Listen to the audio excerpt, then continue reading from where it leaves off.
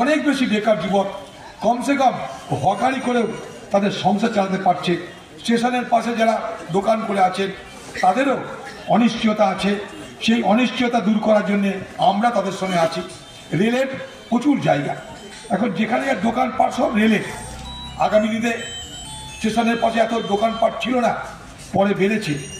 রেলের জায়গা যেহেতু, সেখানটা তাদেরকে সঙ্গে আমরা আলোচনা করে তাদেরকে বুঝিয়ে বারবার করে ঠেকিয়ে রেখেছি, ভাই আলোচনা করে সব কিছু করো, আলোচনা করে মতামত নিয়ে তাদেরকে পুনর্বাসনের ব্যবস্থা করে আপনারা সব কিছু করুন, এটা রেলের কাছে আমরাও বলেছি।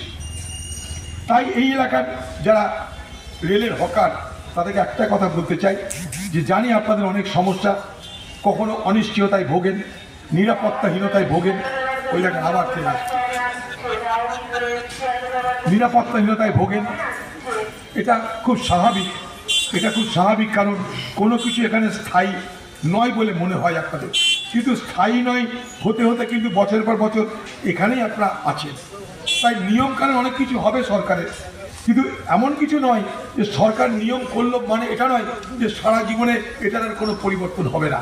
আমরা পরিবর্তনে বিশ্বাস করি, সরকার কোনো নিয়মকানুন করতে পারে, কিন্তু তার মানে এটা নয় যে সাধারণ মানুষের রুটি কেড়ে নিয়ে রুটিতে হাত দিয়ে যা খুশি তাই সরকার করবে, রেল করবে, আর আমরা চুপ করে বসে থাকবো, তা কিন্তু হবে না। এর আগে নসিপুর আজিমগঞ্জ রেলের ব্রিজ করার জন্য আমি নিজে এই স্টেশনে অনশন করেছি, অবস্থান করেছি, শিয়ালদায় গিয়ে অনশন অবস্থান করেছি। 27 বছরের মেহনতের করার পর তারপর সেই রেল আমরা চালু করতে পেরেছি। অতএব বিনা পরিশ্রমে, বিনা সংগ্রামে এখানে কোনো কিছু হয়নি। তাই আগামী দিনেও সব কিছু সহজ সরলভাবে হবে এটা ভাবার কোনো কারণ নাই।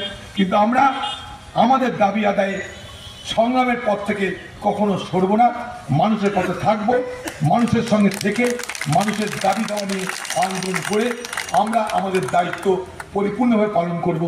আজকে রেলের হকারদের সেই প্রতিশ্রুতি দিয়ে আপনাদের শ্রদ্ধা, ভালোবাসা, নমস্কার, সালাম জানিয়ে আমার বক্তব্য শেষ করছি। জয় হিন্দ। আমাদের অনুষ্ঠান এখানেই শেষ করছি। শুরু করেছে না, সবচেয়ে সস্তা দিয়ে এসছে।